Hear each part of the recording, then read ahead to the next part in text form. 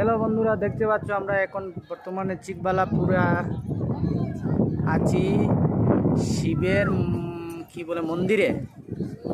Shiva statue, অনেক লোক, অনেক সুন্দর দৃশ্য দেখুন, অনেক বড় বড় পাহাড়, এই শিব স্ট্যাচু দেখুন, খুব ভালো লাগছে। অনেক, আজকে সানডে, অনেক লোক, অনেক লোক দেখতে পাচ্ছ। আমার ফ্যামিলির লোক, আমার ফ্যামিলি